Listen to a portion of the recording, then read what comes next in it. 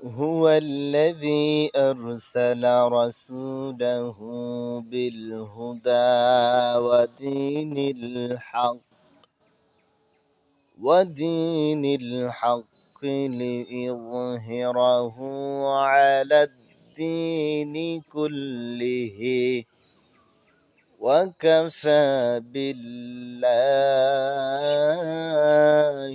شهيدا।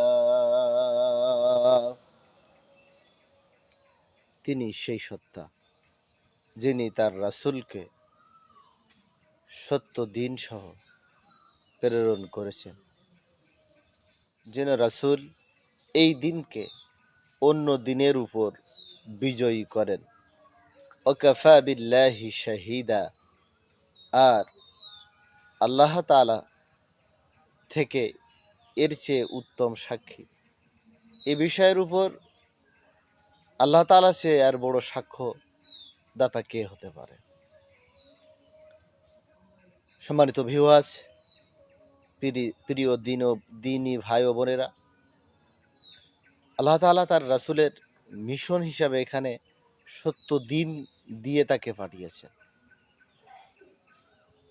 রাসূলের কাজ আল্লাহ তাআলার প্রেরিত, আল্লাহ তাআলার মনোনীত দিনকে, ধর্মকে অন্য দিনের উপর বিজয়ী করা।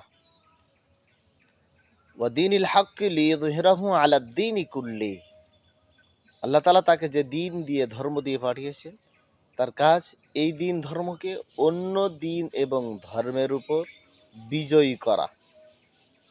অর্থাৎ মানবরচিত যত দিন ধর্ম আছে সেই ধর্মকে ব্যান করে, বাতিল করে আল্লাহ প্রদত্ত দিন ধর্মকে বিজয়ী করাই হচ্ছে রাসূল সাল্লাল্লাহু আলাইহি সাল্লামের মিশন। আল্লাহ তাআলা শেষ অংশ বলছেন ওয়াকাফা বিল্লাহি শাহিদা, আর আমার চেয়ে এই বিষয়ের সাক্ষ্যদাতা আর কে আছে।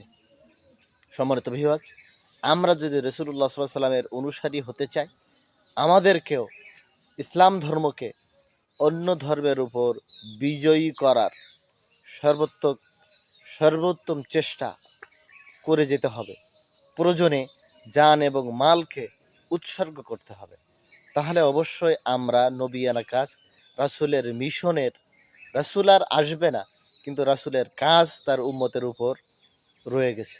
দায়িত্ব, রাসূলের দায়িত্ব তার উম্মতের উপর কিয়ামত পর্যন্ত থেকে যাবে।